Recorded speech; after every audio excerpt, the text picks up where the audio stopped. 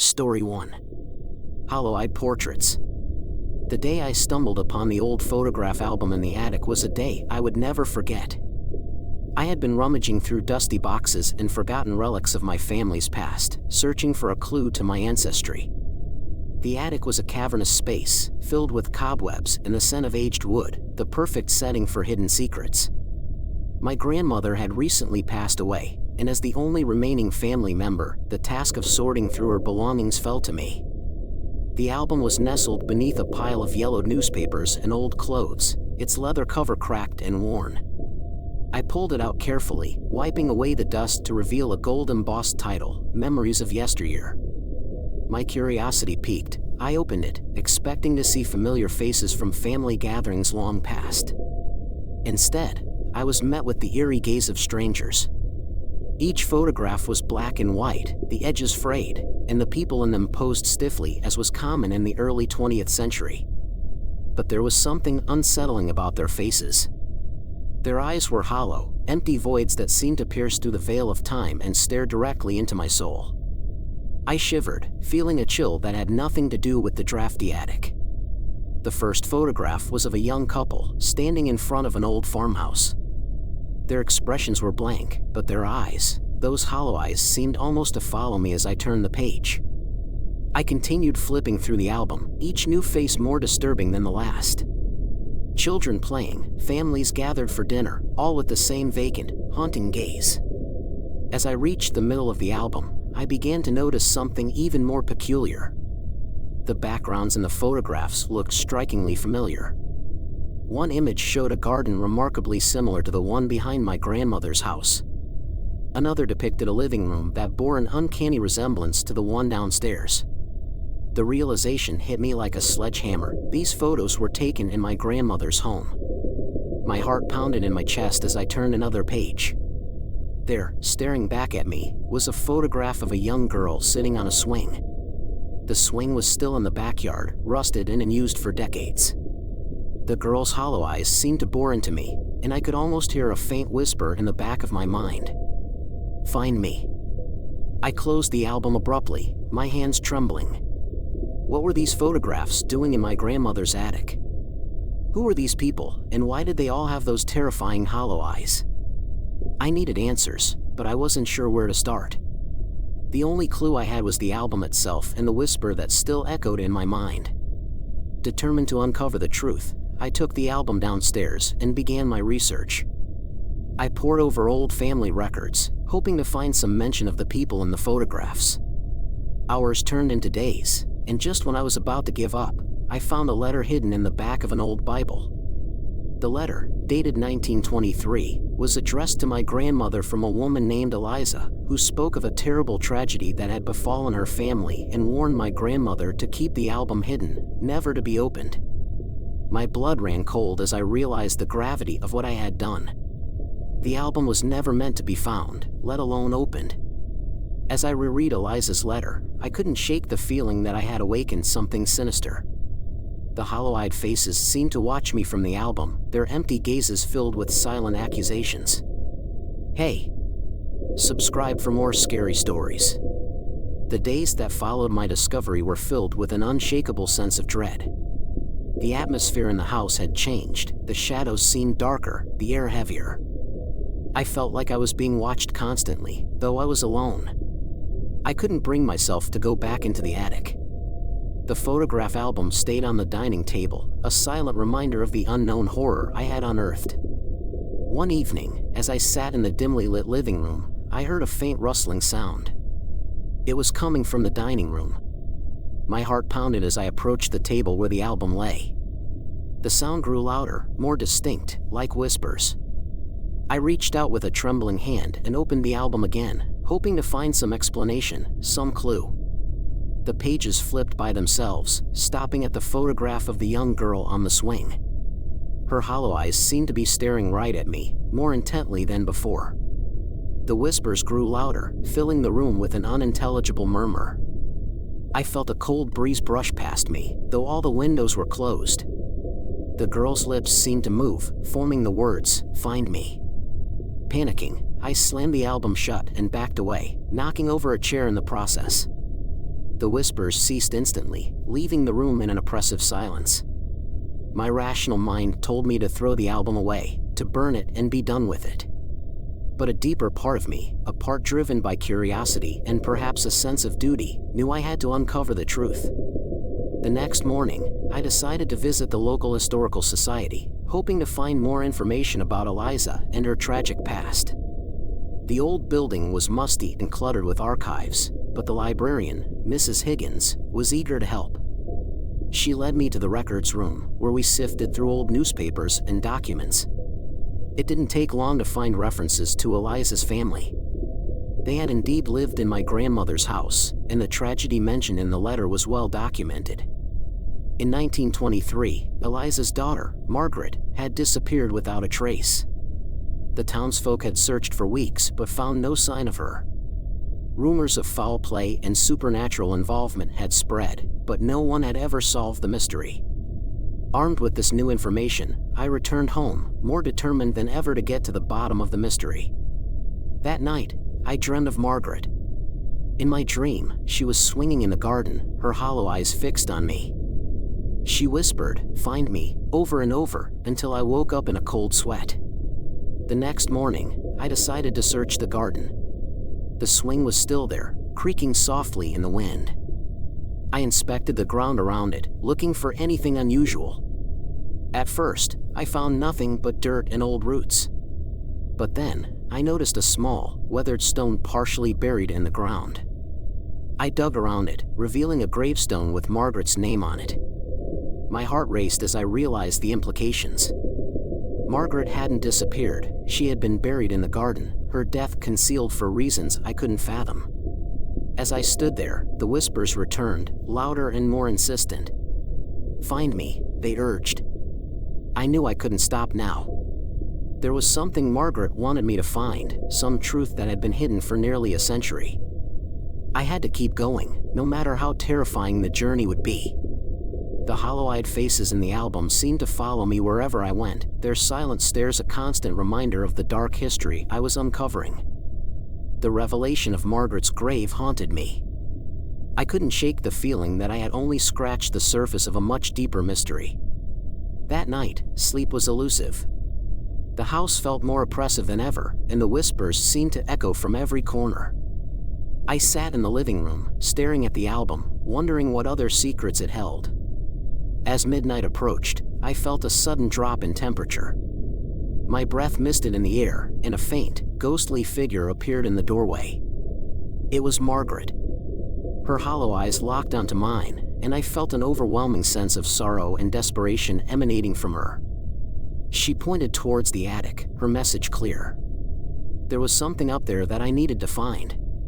Gathering my courage, I grabbed a flashlight and headed to the attic. The wooden stairs creaked under my weight, and the air grew colder with each step. The attic was as I had left it, filled with old boxes and forgotten relics.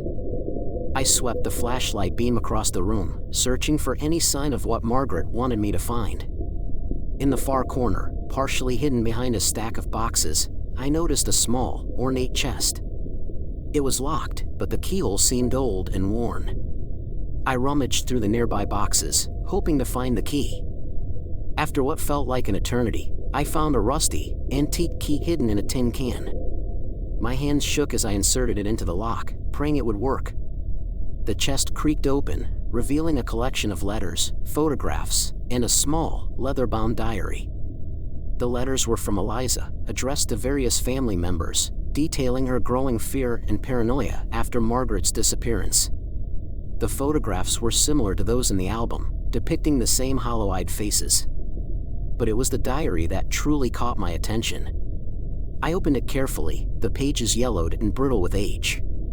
The entries detailed Eliza's life, her love for her family, and her descent into madness after Margaret's disappearance. One entry stood out, dated a few days before Margaret vanished. Eliza wrote about strange occurrences in the house, cold spots, whispering voices, and the feeling of being watched. She believed the house was haunted and feared for her family's safety. As I read, the attic grew colder and the whispers grew louder. I felt an unseen presence surrounding me, pressing in on me. I knew I had to keep reading, to understand what had happened all those years ago. The final entry was chilling. Eliza described a ritual she had performed, hoping to protect her family from the malevolent spirits she believed were tormenting them. She wrote of summoning an entity, something ancient and powerful, to bind the spirits and keep them at bay. But something had gone terribly wrong. Instead of protecting her family, Eliza had unleashed a dark force that consumed them. Margaret had been the first victim, her soul trapped in the hollow-eyed voids of the photographs. The entity thrived on fear and sorrow, feeding on the family's anguish. As I closed the diary, I felt a cold hand grip my shoulder. I spun around, but there was no one there.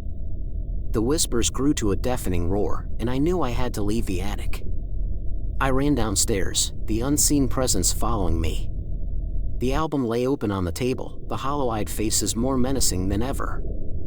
I realized that the entity was still in the house, feeding on my fear and growing stronger. I had to find a way to break the curse, to free Margaret and the others trapped in the photographs. But I had no idea where to start. The house was a labyrinth of secrets, each more terrifying than the last. And the entity was always watching, always waiting for me to make a mistake. The weight of the discovery settled heavily on my shoulders. Margaret's grave, Eliza's diary, the cursed photographs, it all pointed to a dark ritual that had gone horribly wrong. I knew that if I didn't act soon, the entity would consume me just as it had consumed my ancestors. I needed to understand the ritual Eliza had performed and find a way to reverse it. The diary offered some clues, but it was cryptic and fragmented. I decided to seek out an expert in the occult, someone who might decipher the ancient symbols and rituals described in Eliza's writing. Dr. Evelyn Blackwell, a renowned historian and occultist, came to mind. She had written several books on supernatural phenomena and ancient rituals. It was a long shot, but I had no other options. Dr. Blackwell's office was located in an old, Gothic-style building downtown. As I stepped inside, the air was thick with the scent of old books and incense. I found her at her desk, surrounded by stacks of ancient tomes and manuscripts. She looked up, her piercing blue eyes meeting mine. "Can I help you?" she asked, her voice calm and measured. I explained my situation, showing her the diary and describing the photographs with the hollow-eyed faces. She listened intently, her expression growing more serious with each detail. When I finished, she leaned back in her chair, a thoughtful look on her face. "You've stumbled upon something very old and very dangerous," she said. Eliza's ritual was a summoning, but she didn't fully understand what she was dealing with. Dr. Blackwell explained that the entity Eliza had summoned was a malevolent spirit known as a Hollow One, a being that thrived on fear and sorrow. The Hollow Ones could trap souls, using their anguish to sustain themselves. The photographs were not just images, they were prisons for the souls of Eliza's family, including Margaret. "Is there a way to free them?" I asked, desperation creeping into my voice. Dr. Blackwell nodded. "There is, but it's risky. You would need to perform a counter-ritual to banish the Hollow One and free the trapped souls. But be warned, the entity will not let go easily. It will fight to keep what it has claimed." She handed me a book of ancient rituals, marking the page with the counter-ritual I needed. The instructions were complex, involving candles, symbols, and incantations in a language I didn't recognize. Dr. Blackwell offered to help, but I knew this was something I had to face alone. The Hollow One had targeted my family, and it was my responsibility to end it.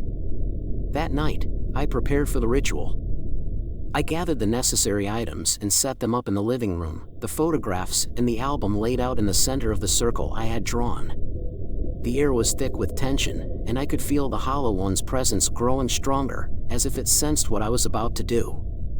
As I lit the candles and began chanting the incantation, the room grew colder, and the whispers started again, louder and more urgent. The shadows seemed to move, coalescing into a dark, menacing form. The Hollow One appeared before me, its hollow eyes burning with a malevolent glow. It lashed out, trying to break my concentration, but I kept chanting, focusing on the words and the symbols. The entity screamed, a sound that pierced my soul, but I didn't stop. I could feel the power of the ritual building, pushing back against the Hollow One's influence. The photographs began to glow, the hollow eyes of the trapped souls flickering with a faint light. The entity's form wavered, growing weaker with each passing moment. Finally, with one last surge of energy, I completed the ritual. The Hollow One let out a final, anguished scream before dissipating into the shadows. The photographs went dark, their hollow-eyed faces now peaceful and at rest. The oppressive presence lifted, and for the first time in days, I felt a sense of relief. But as I looked around the room, I realized the battle was not yet over. The house still held secrets, and the entity might not be gone for good. I had won this round, but I knew the true fight was just beginning. Despite the apparent victory, I couldn't shake the feeling that something was still wrong. The house felt quieter, yes, but it wasn't the peace of resolution, it was the quiet before a storm. The shadows seemed to be lying in wait, and every creak of the old floorboards made my heart race. I knew the Hollow One might still have a grip on my family's history and my very soul.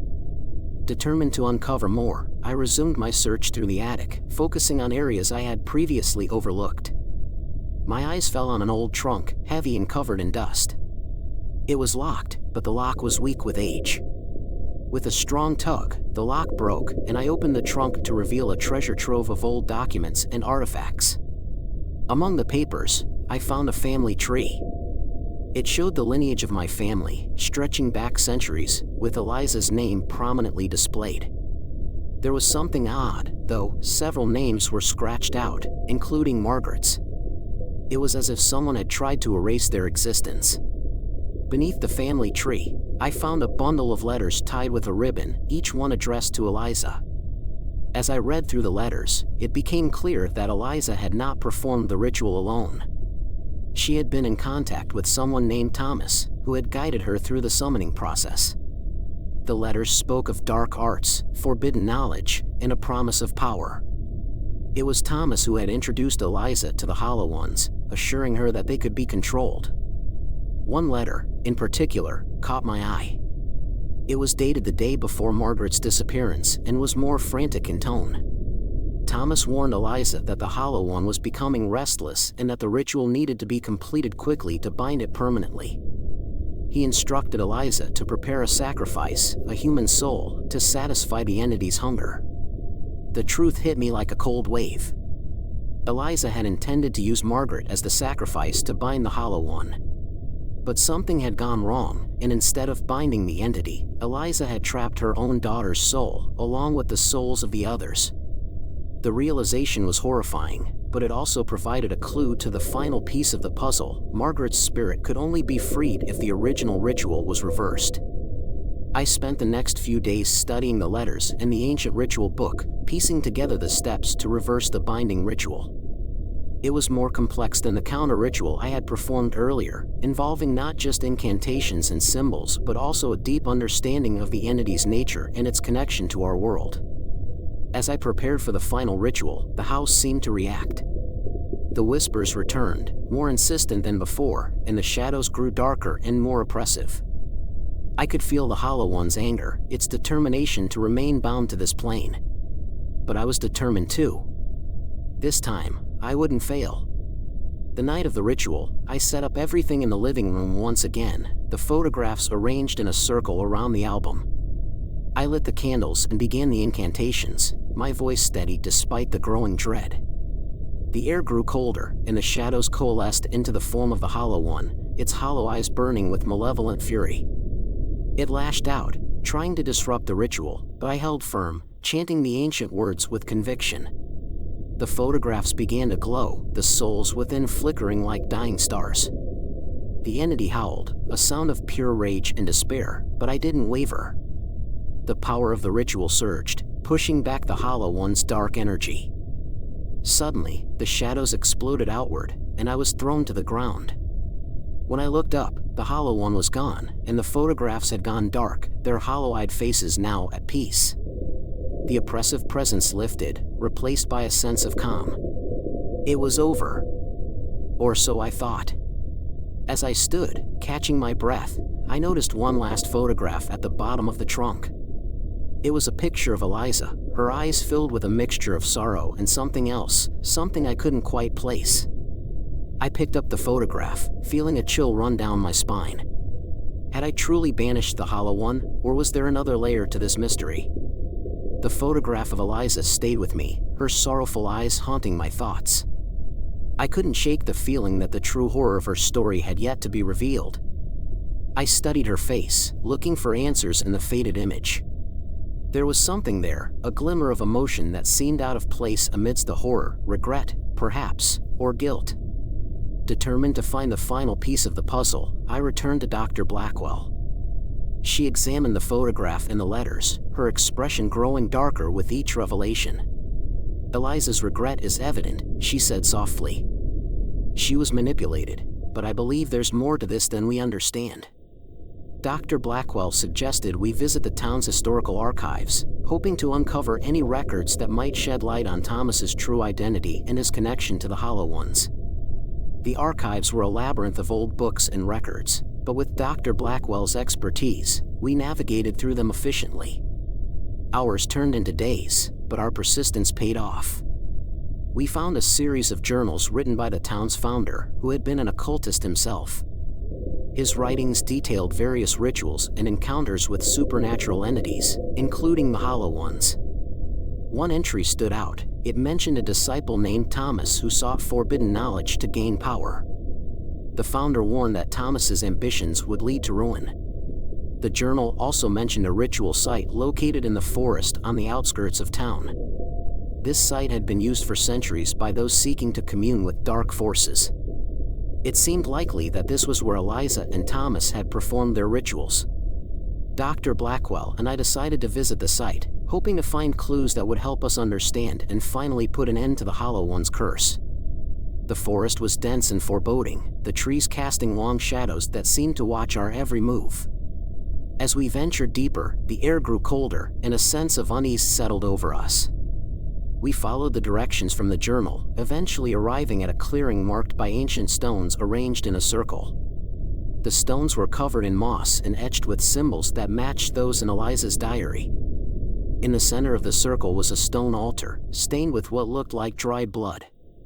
The site felt charged with a malevolent energy, and the whispers returned, growing louder as we approached. Dr. Blackwell examined the symbols, her face growing pale. "This is it," she said. "This is where it all began." We searched the area, looking for anything that might help us. I noticed a small, metal box buried near the altar. Inside, we found another diary, this one belonging to Thomas. It was filled with his thoughts and plans, detailing his descent into darkness and his obsession with the Hollow Ones. His final entries were frantic, describing how he had lost control of the entity and how it had turned on him and Eliza. Thomas's last entry was chilling. "The Hollow One has taken Margaret.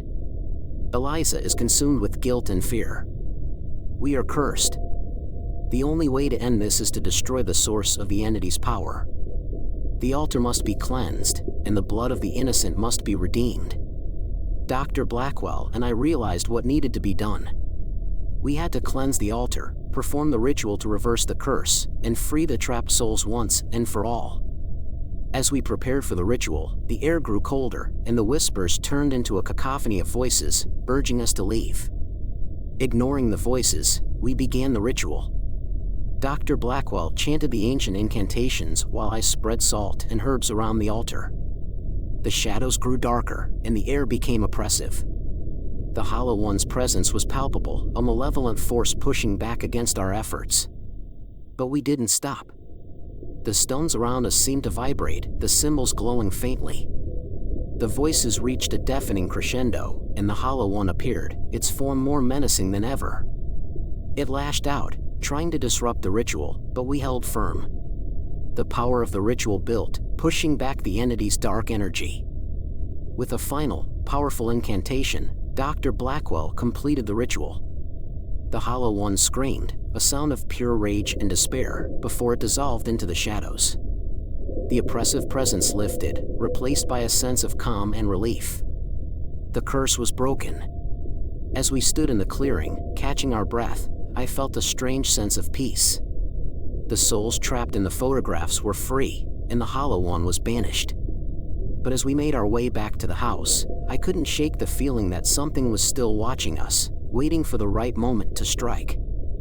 Returning home from the forest, I felt a mixture of relief and unease. The oppressive atmosphere had lifted, but the house still held an air of tension, as if it were holding its breath. The photographs lay on the table, their hollow-eyed faces now peaceful. I hoped the souls were finally at rest, but there was one last task I needed to undertake. Dr. Blackwell suggested we destroy the album, the final step to ensure the hollow one could never return. I agreed, but something held me back, a nagging feeling that I had overlooked a crucial detail. I decided to go through the photographs one last time, looking for any clues or messages that might help us understand the full scope of the entity's power. As I examined each photograph, a sense of familiarity washed over me. These were not just random faces, they were connected to my family in ways I couldn't fully comprehend. Each person had played a role in the dark history that had led to the creation of the Hollow One. I realized I needed to understand their stories, to give them the closure they deserved. The next morning, I called Dr. Blackwell and told her about my plan to research the people in the photographs. She agreed it was a good idea, as understanding their stories might reveal any lingering connections to the Hollow One. We divided the task, each taking a few photographs to investigate. The first photograph I looked into was of a man named Henry, whose hollow-eyed face was filled with sorrow. I discovered that Henry was Eliza's brother, who had disappeared shortly after Margaret's death. His letters revealed he had been tormented by the same whispers and shadows, ultimately taking his own life to escape the entity's grasp. Next was a photograph of a woman named Clara, who turned out to be Eliza's closest friend. Clara had tried to help Eliza during her darkest days, but she too fell victim to the Hollow One. Her diary detailed her descent into madness, driven by the relentless whispers and visions of hollow-eyed figures. Each photograph revealed another piece of the puzzle, another soul trapped by the entity's malevolent influence. The more I learned, the clearer it became that the Hollow One had woven itself into the fabric of my family's history, feeding on their fear and sorrow for generations. One photograph remained, a picture of a young boy named Samuel. Samuel's story was the most heartbreaking of all. He was Eliza's youngest child, who had disappeared shortly after Margaret. Eliza's letters mentioned Samuel frequently, filled with guilt and regret. It seemed she had tried to protect him but failed, his soul taken by the Hollow One to seal the binding ritual. With each revelation, the sense of urgency grew. These souls had suffered enough, and it was up to me to free them completely. I realized the final step wasn't just destroying the album, it was about acknowledging their pain and releasing them from the curse that had bound them. That evening, I gathered the photographs and the album and took them to the garden where Margaret's swing still stood. Dr. Blackwell joined me, understanding the importance of this final act. We built a small fire, and as the flames grew, I spoke the names of each person in the photographs, acknowledging their stories and their suffering. One by one, I placed the photographs into the fire. The flames consumed the images, and I felt a sense of release, as if a weight had been lifted from my shoulders. The air grew warmer, and the oppressive presence that had haunted the house seemed to dissipate. Finally, I placed the album into the fire. As the leather cover caught flame, I felt a strange sense of closure. The whispers faded, replaced by a gentle silence. The souls were free, and the Hollow One's power was broken. Dr. Blackwell and I stood by the fire until the last embers died out. The garden was peaceful, the night air filled with the scent of burning wood. I knew the journey wasn't over, but I felt a renewed sense of hope. The Hollow One was gone, and my family's curse was lifted. As we walked back to the house, I couldn't shake the feeling that there was still one last secret to uncover. The house had witnessed so much pain and sorrow, but it had also been a place of love and family. I was determined to restore it to its former glory, to make it a place of peace and happiness once more. The next morning, the house felt different, lighter, almost. The air seemed clearer, and the oppressive atmosphere had lifted. Still, I couldn't ignore the feeling that something remained unresolved. I decided to give the house one final sweep, ensuring that nothing had been overlooked. As I moved through the rooms, I thought about all that had transpired and the lives that had been affected by the Hollow One. Returning to the attic one last time, I searched through every nook and cranny. Near the back wall, behind a loose panel, I found a small, hidden compartment. Inside was a box, similar to the one I had discovered earlier. This one, however, was in pristine condition, as if it had been preserved deliberately. Carefully, I opened it and found another diary, but this one belonged to Margaret. My hands trembled as I opened the diary and began to read. Margaret's words were filled with fear and confusion. She wrote about her mother's growing obsession with the ritual and how Thomas had manipulated Eliza's desperation to save her family. Margaret had sensed the danger but felt powerless to stop it. One entry, dated just before her disappearance, revealed a shocking truth. Margaret wrote about a vision she had of the future, a vision of me finding her diary and the photographs. She spoke of a connection between us, a bond that transcended time. She believed that I was the key to breaking the curse and freeing the trapped souls. The final entry was a direct message to me: if you are reading this, then you have the strength to do what I could not. The Hollow One's power is not just in the photographs or the house, but in the lingering guilt and sorrow of our family. You must let go of the past and embrace the future. Only then will we all be free. As I closed the diary, I felt a sense of calm wash over me. Margaret had known all along that I would be the one to end this nightmare. Her words gave me the courage to confront the final secret, the lingering emotions that had allowed the Hollow One to thrive. That evening, I invited Dr. Blackwell and a few close friends to the house for a small gathering. We shared stories, laughed, and celebrated the memories of those who had been lost. It was a way to honor their lives and let go of the sorrow that had haunted us for so long. As the night drew on, I felt a warmth and lightness that I hadn't felt in years. The house seemed to come alive with the sounds of joy and laughter. It was a stark contrast to the darkness that had once pervaded every corner. I realized that this was the final step in breaking the curse, filling the house with love and happiness. Later, as I sat alone in the living room, I felt a gentle presence beside me. I turned to see a faint, ethereal figure, Margaret. Her hollow eyes were no longer empty but filled with warmth and gratitude. She smiled at me, and I knew that she and the others were finally at peace. "Thank you," she whispered, her voice like a soft breeze. "You have freed us." With that, she faded into the night, and I felt a deep sense of closure. The Hollow One was gone, and the souls trapped in the photographs were free. The house, once a place of darkness and despair, had become a beacon of hope and renewal. In the days that followed, I worked to restore the house, turning it into a place where future generations could create happy memories.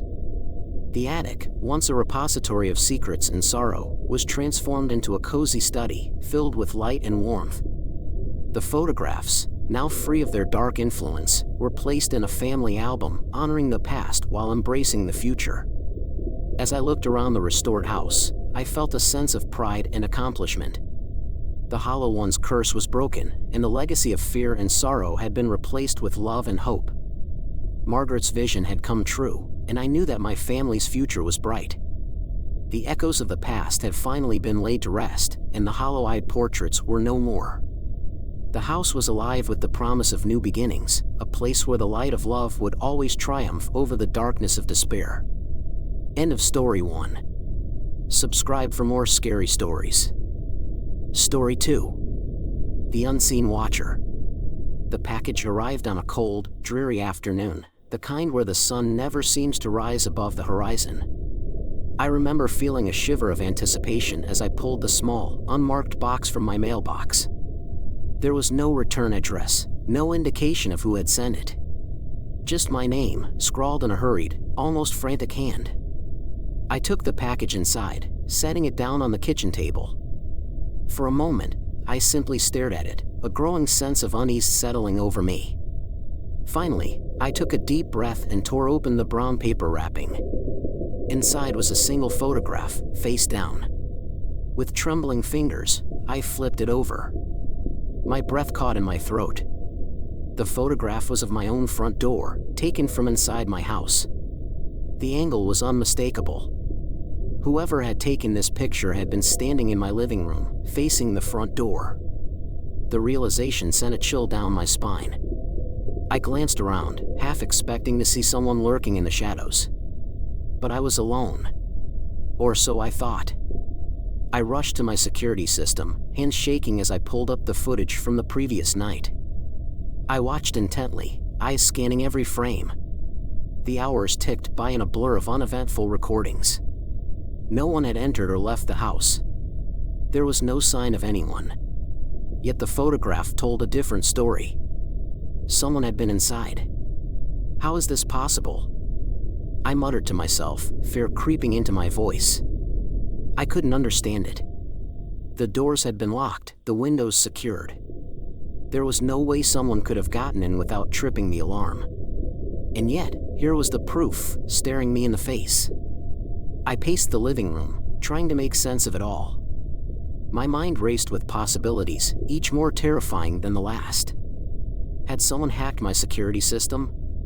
Was it all some elaborate prank? Or was there something more sinister at play? I couldn't shake the feeling that I was being watched, that whoever had taken the photograph was still out there, waiting for the right moment to strike. As night fell, I found myself jumping at every little sound. The creak of the floorboards, the rustle of the wind against the windows, they all seemed magnified, each one a potential sign of an intruder. I double-checked the locks, ensuring that every door and window was secure. But no matter what I did, I couldn't shake the feeling of unease. I decided to call the police, hoping they could provide some answers. The officer who arrived was polite but skeptical. He examined the photograph and the security footage, but in the end, he had no more answers than I did. "It's probably just a prank," he said, though his tone lacked conviction. "But we'll keep an eye on things." After he left, I felt no safer. The photograph still lay on the kitchen table, a stark reminder of the unseen presence that had invaded my home. I knew I wouldn't sleep that night. How could I, knowing that someone, or something, had been inside my house without leaving a trace? As the hours dragged on, I sat in the living room, eyes darting to the front door every few minutes. The photograph haunted me, a constant reminder of my vulnerability. And then, just as the first light of dawn began to filter through the windows, I heard it, a soft, almost imperceptible whisper. "Hello." I froze, the blood draining from my face. The whisper had been so faint, I almost convinced myself I imagined it. But the chill that ran down my spine told me otherwise. My heart pounded in my chest as I strained to hear any other sounds, but the house was eerily silent. I crept through the house, checking each room carefully. Every shadow seemed to move, every creak of the floorboards under my feet sounding like a warning. I paused in the hallway, my eyes drawn to the photograph on the kitchen table. The angle, the perspective, it all seemed so intimate, so invasive. "Who's there?" I called out, my voice trembling. "Show yourself." The only response was my echo, reverberating through the empty house. I felt foolish standing there, demanding answers from the darkness. But the fear was real, palpable. I could feel it tightening around my chest, making it hard to breathe. I reached for my phone, desperate for a connection to the outside world. My fingers dialed Emma's number almost on their own. She picked up after a few rings, her voice groggy from sleep. "Liam? It's early. What's going on?" "Emma, something's happening," I said, trying to keep my voice steady. "I got this package, and there's a photograph of my front door. From inside the house. And now I'm hearing things." "Liam, slow down," she interrupted. "Are you sure it's not just a prank?" "I wish it was," I replied, the desperation clear in my voice. "But the photo, and the whisper." There was a pause on the other end of the line. "Do you want me to come over?" Emma asked, concern replacing her initial skepticism. "Yes," I said, not caring how desperate I sounded. "Please. I don't want to be alone right now." "Okay, I'll be there in 20 minutes, she said. "Just hang tight." As I waited for Emma, I couldn't shake the feeling of being watched. I checked the locks again, even though I knew they were secure. Every second felt like an eternity. Finally, the sound of a car pulling up outside brought a wave of relief. Emma rushed in, her eyes wide with concern. "Liam, are you all right?" I nodded, though I knew I looked anything but all right. "I don't know what's happening, Emma. This doesn't make any sense." She hugged me, her presence grounding me for a moment. "Let's take a look at that photograph," she said, leading me to the kitchen. We studied the photograph together, but it offered no new clues. "This is really creepy," Emma admitted, shivering slightly. "But maybe there's a logical explanation. Could someone have slipped in when you weren't home?" "No," I insisted. "I've been here the whole time." "In the security footage." "Yeah, that is weird," she conceded. "Maybe we should call a professional. Someone who deals with paranormal stuff." I stared at her, the suggestion both absurd and strangely comforting. "You mean like a ghost hunter?" "Why not?" she said, giving me a weak smile. "If it helps us figure this out." Just as she finished speaking, the lights flickered. We both jumped, our eyes darting to the source of the disturbance. The flickering grew more intense, plunging the room into intermittent darkness. And then, the whisper returned, clearer this time, echoing through the room. "Hello, Liam." The voice was unmistakably familiar, sending a jolt of recognition through me. I turned to Emma, my face a mask of confusion and fear. "Did you hear that?" She nodded, her eyes wide with terror. "Who was that?" "I don't know," I whispered, though the truth was starting to dawn on me. The voice, it sounded just like my brother. The brother who had disappeared 5 years ago without a trace. The realization hit me like a punch to the gut. My brother, who had vanished without a trace, was somehow tied to this horrifying mystery. Emma watched me, her concern deepening as she saw the turmoil in my eyes. "Liam, what is it? You look like you've seen a ghost." I swallowed hard, my mouth dry. That voice, it sounded like my brother, Jake. Emma's eyes widened. "Jake? But he disappeared years ago." "You think?" "I don't know what to think," I admitted, sinking into a chair. "But that voice was his. I'm sure of it." Emma sat down next to me, her hand on my arm. "Okay, let's try to think this through. If Jake is somehow involved, maybe he's trying to tell you something. Maybe there's a reason for all of this." I nodded, though my mind was a whirlwind of questions and fears. "But why now? And why in such a creepy way?" Emma shook her head. "I don't know. But we need to find out. Let's call someone who can help. Maybe a paranormal investigator or something." Reluctantly, I agreed.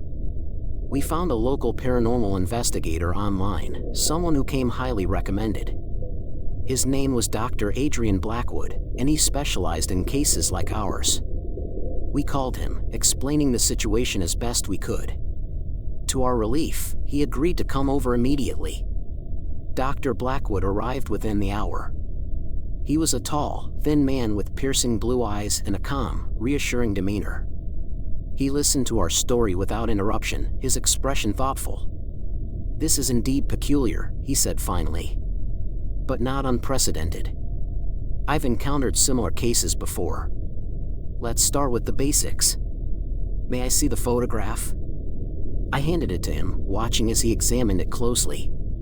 "The angle is quite telling," he murmured. "Whoever took this photo was indeed inside your house. But how they entered and left without triggering the security system is a mystery.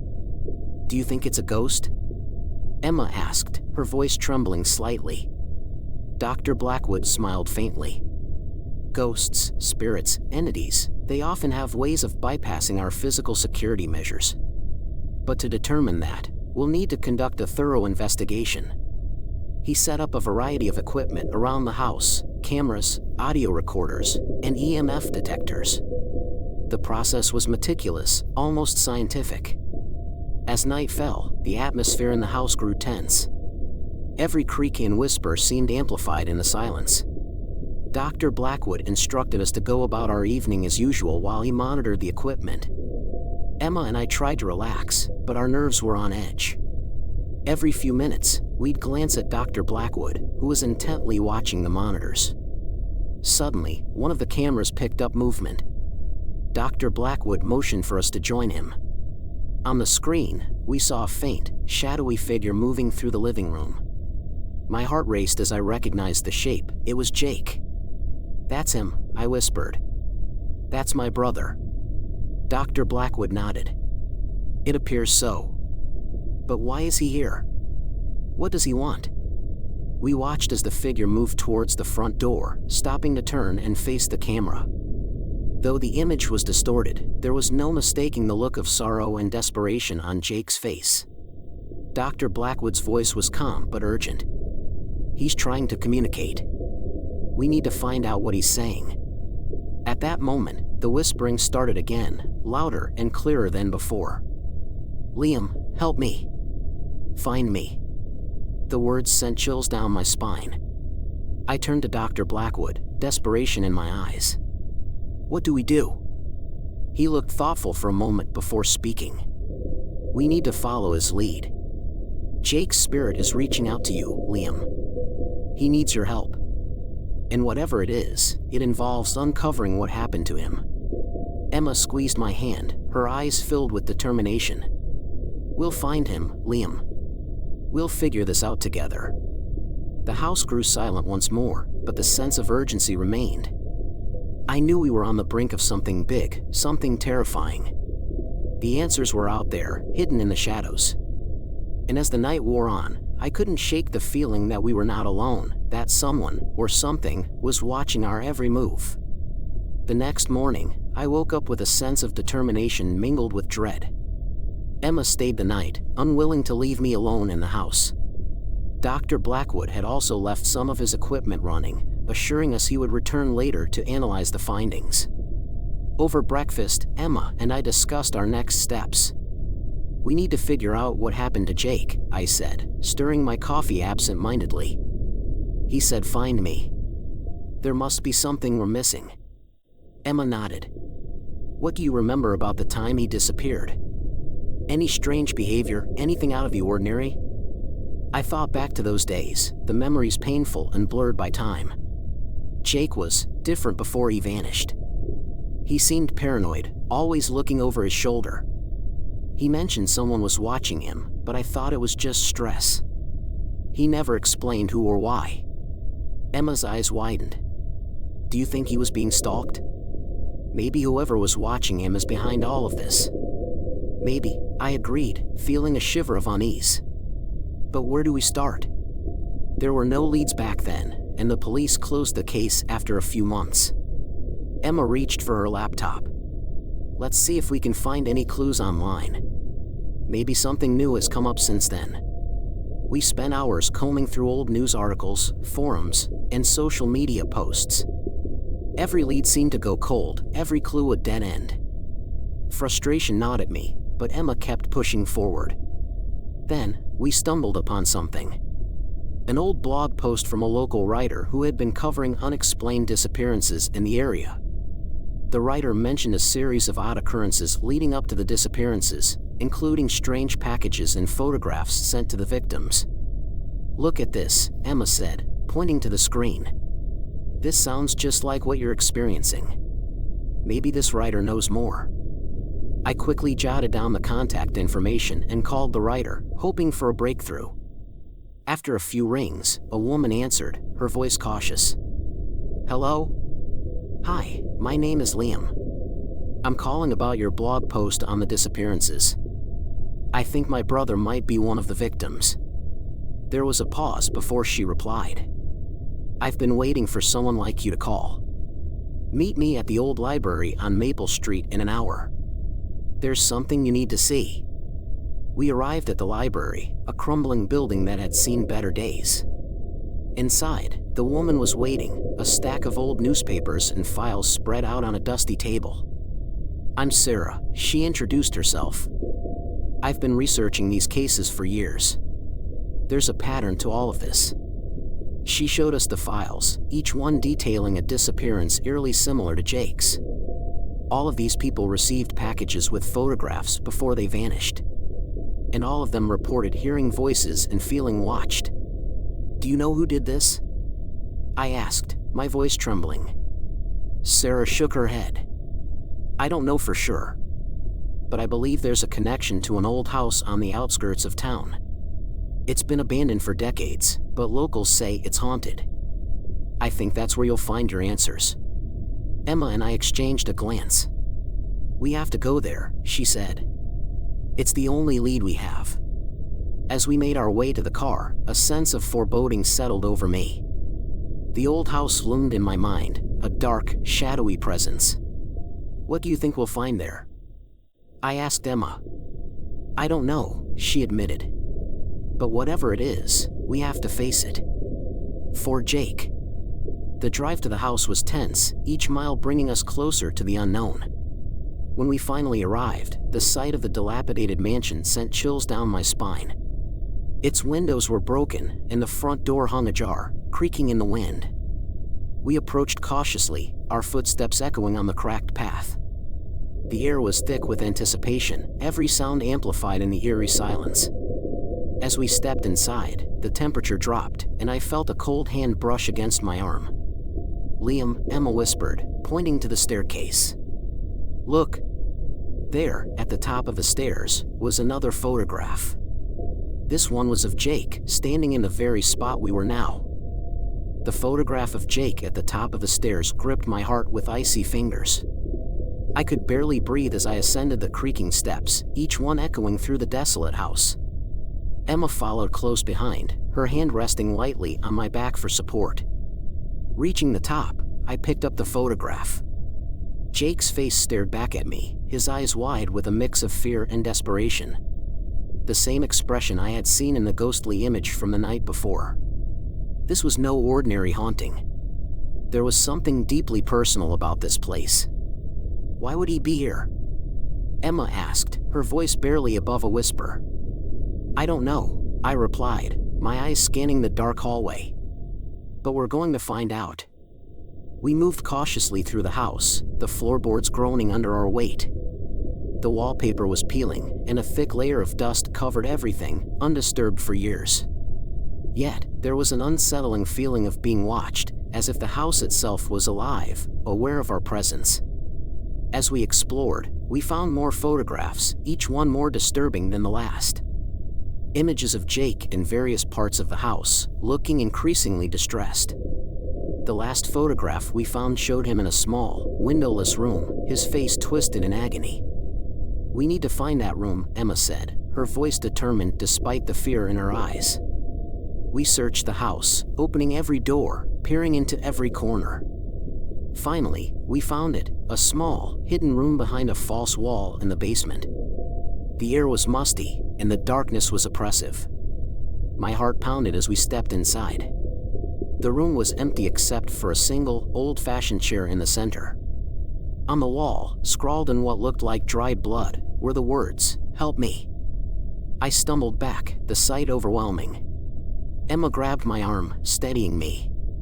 Liam, look at this, she said, pointing to the floor. There, half buried under the dust, was another photograph. This one showed Jake in the chair, his hands tied behind his back.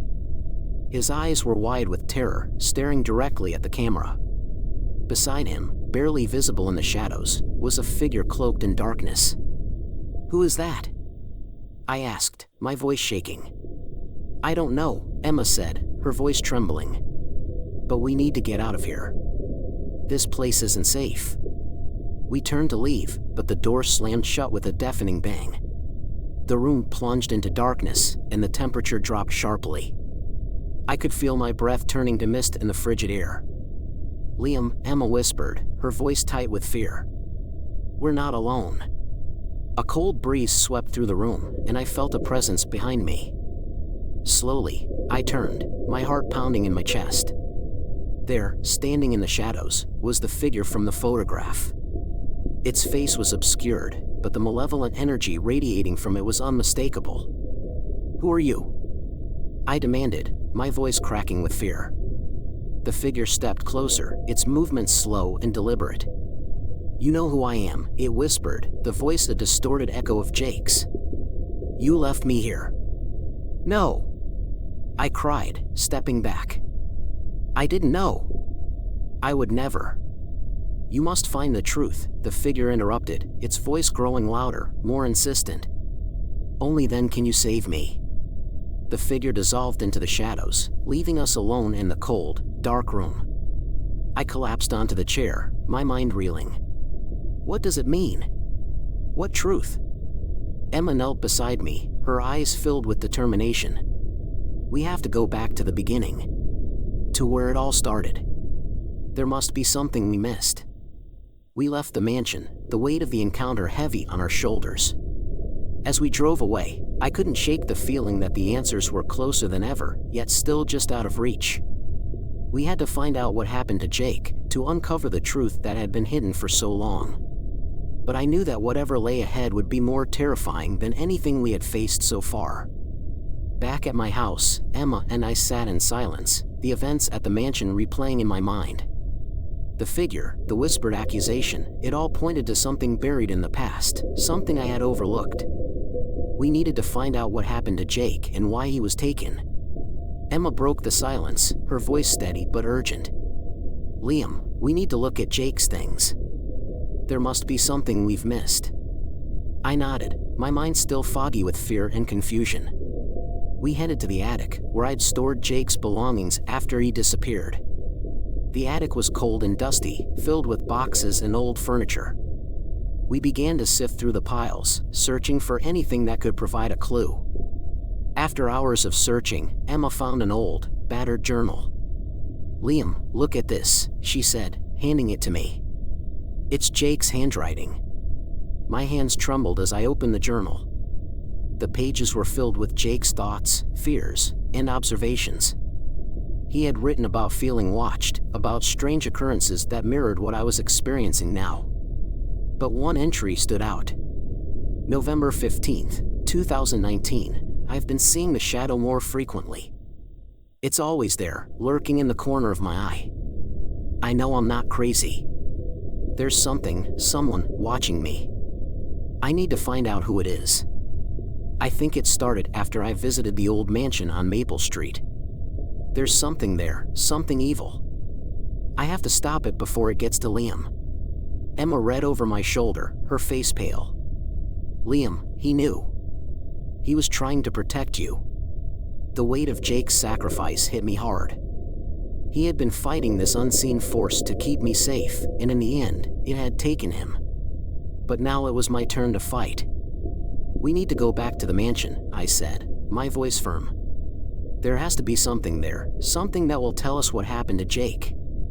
We returned to the mansion, this time better prepared. Dr. Blackwood had given us some equipment to detect paranormal activity, and we brought flashlights and a map of the house. The sun was setting as we arrived, casting long shadows over the decaying structure. Inside, the air was thick with the same oppressive energy as before.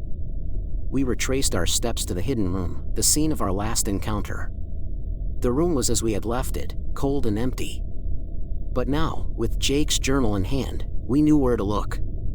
Emma pointed to a loose floorboard in the corner of the room. "There," she said. Jake mentioned a hidden compartment.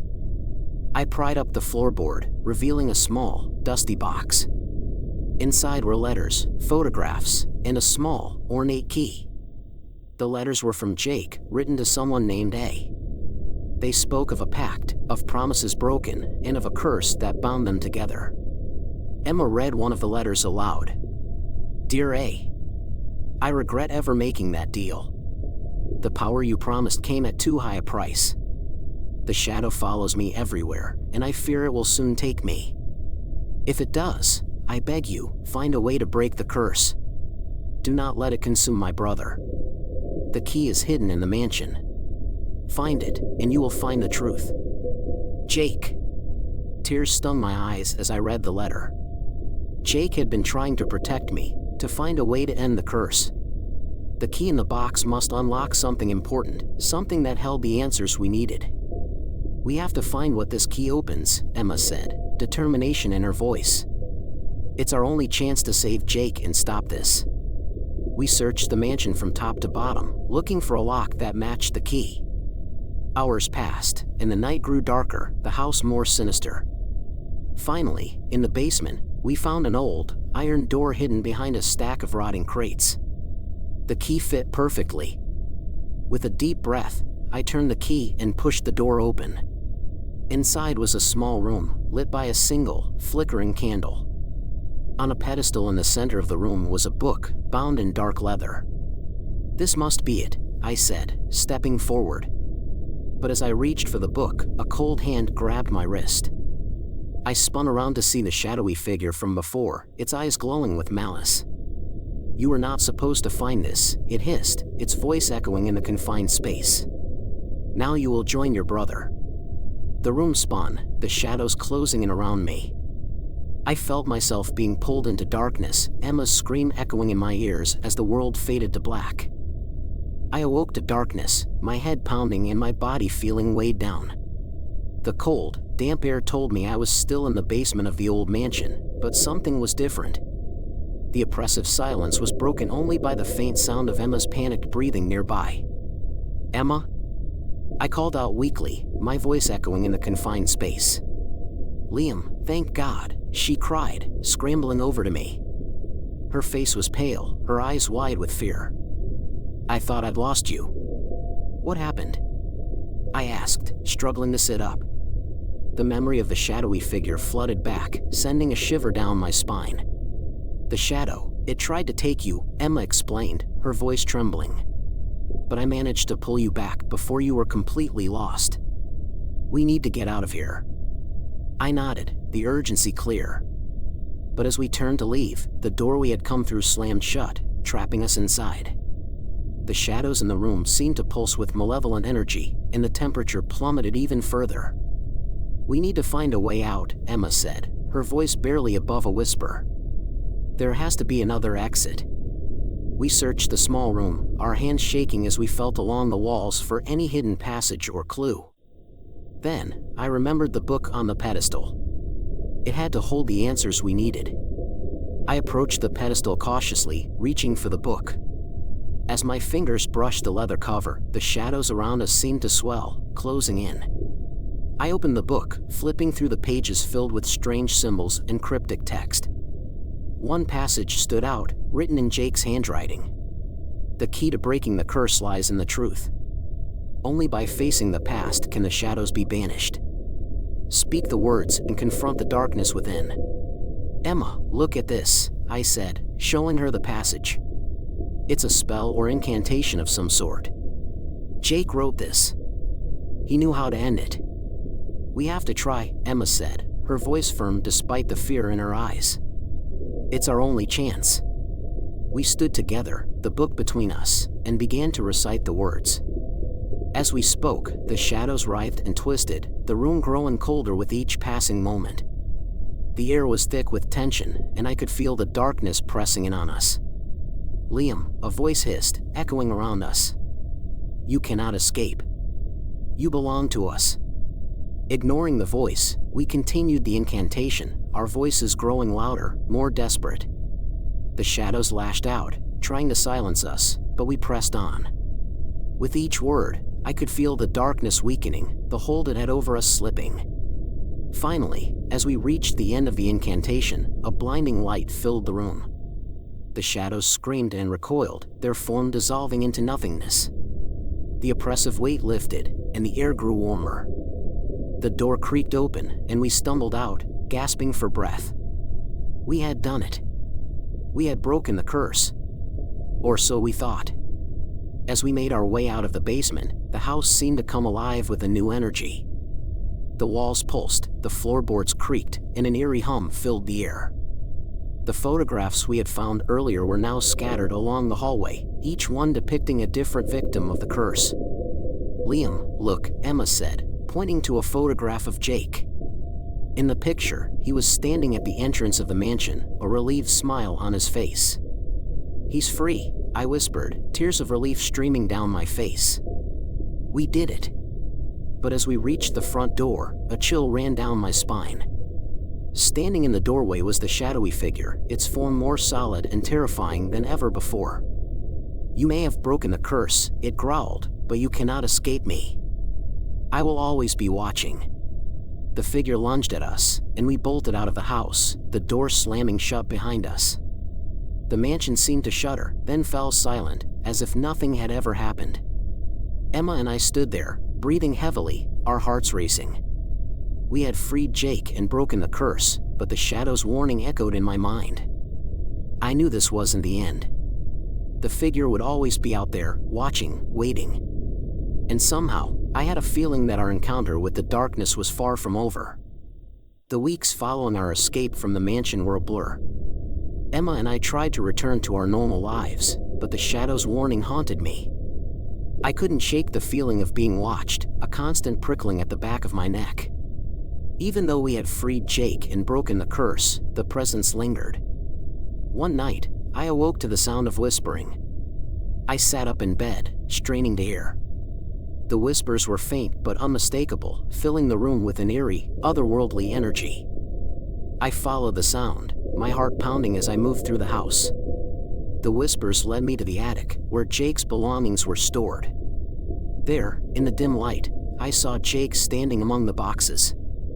His figure was transparent, ethereal, but his eyes were full of urgency. "Jake," I breathed, my voice shaking. "Is it really you?" He nodded, his form flickering.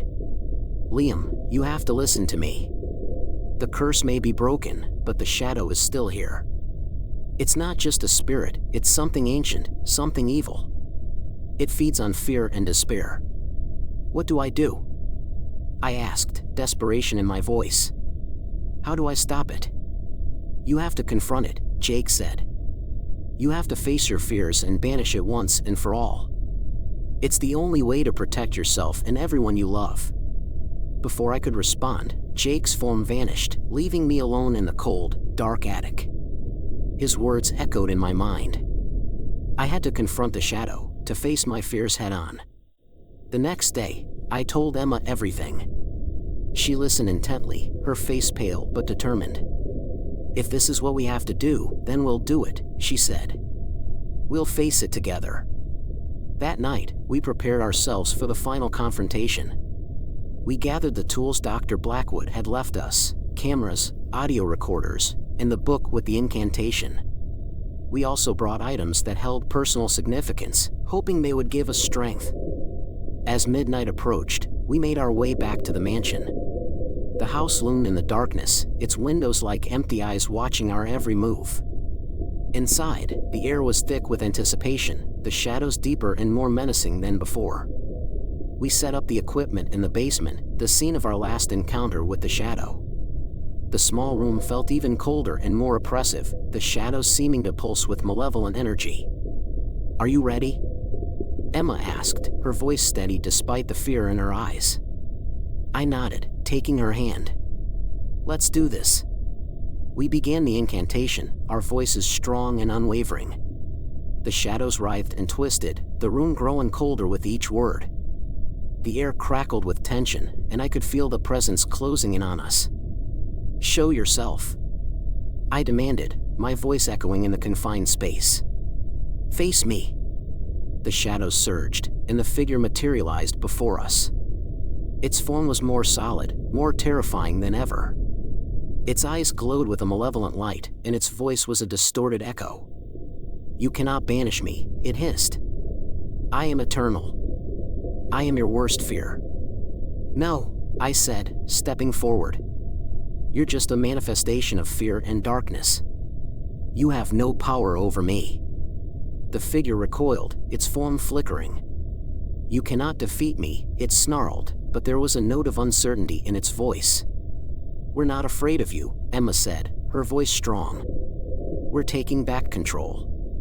With a final, powerful incantation, we channeled all our strength and willpower. The shadows screamed and writhed, the figure dissolving into nothingness. The air grew warmer, the oppressive weight lifting. The room fell silent, the presence gone. We had done it. We had faced our fears and banished the shadow once and for all. As we left the mansion, the first light of dawn breaking through the darkness, I felt a sense of peace I hadn't felt in years. We had freed Jake, broken the curse and defeated the shadow. But more than that, we had faced our fears and come out stronger on the other side. Emma squeezed my hand, a smile on her face. We did it, Liam. It's over. I nodded, feeling a weight lift from my shoulders. Yeah, it's over. Finally. But as we drove away, I couldn't help but glance back at the mansion. The shadows were gone, but the memory of the darkness lingered. I knew that life would never be the same, but we had faced the darkness and emerged victorious. And as we drove into the rising sun, I knew that no matter what lay ahead, we could face it together. The end. Subscribe for more. Thank you.